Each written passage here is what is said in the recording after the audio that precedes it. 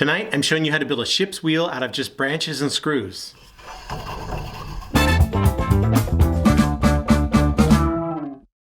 This ship's wheel was the latest addition to our indoor treehouse, which I built about 2 years ago in the basement of our house. The wheel itself consists of the hub, the spokes, the rim, and the axle.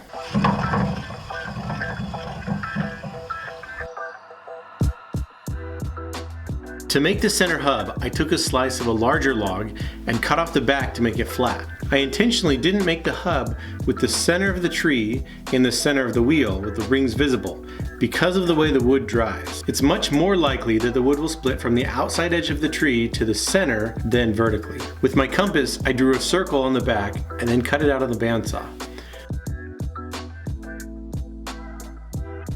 I then sanded it to make it as close as I could to a hemisphere.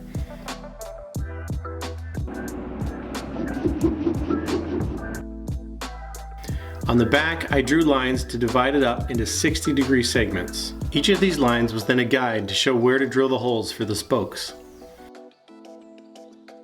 For the spokes of this ship wheel, I scraped a few sticks down that had a similar diameter, just enough to get them to fit in the holes on the hub.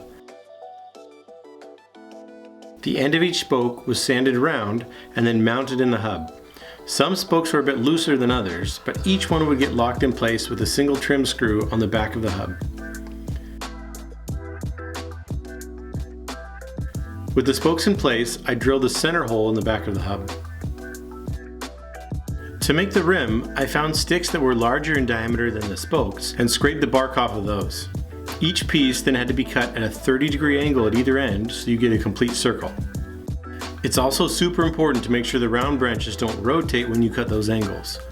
I used another block of wood cut at the same angle to keep the cuts consistent. Each of these was carefully measured and cut to a custom length for its position. I wanted the spokes embedded in the rim like a normal ship wheel, so I used my spindle sander to sand out a groove in each one that was approximately the same diameter as the spoke. Each one was a little different, so it took some finessing, but I eventually got them all to fit together. I then carefully pre-drilled holes for the screws and screwed everything together.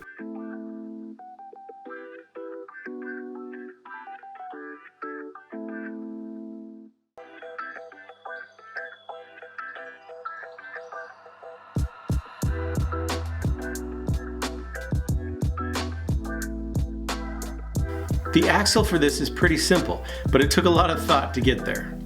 In the treehouse, the spot I wanted this was between two trees, so I cut a 2.5-inch diameter log and sanded it to fit between the two trees. The hole in the middle of this log was drilled and sanded very smooth around the edges so nothing would catch.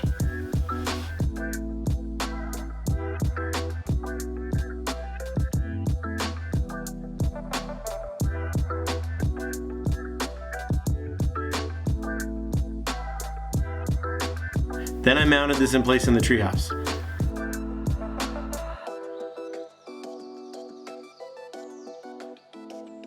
The center dowel is glued inside the hub as a permanent attachment. To hold the axle in place, on the back of the log I made a small hockey puck looking disc that had one screw where I could attach it to the axle. This makes it so I can easily disassemble it someday if needed. I didn't end up putting any type of wax or grease inside this joint, and it still spins surprisingly well.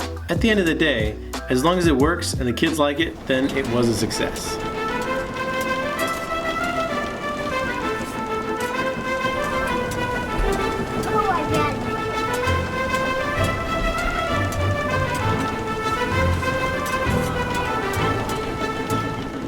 If you haven't seen the other videos of the indoor treehouse build, there's detailed videos about each step of the process, and there's also an overall time lapse of the entire thing. I also have a video of the funniest comments people left after watching the time lapse video. Let me know in the comments too if you have anything else you think I should add to an indoor treehouse. All right, now go build something tonight, and we'll see you next time.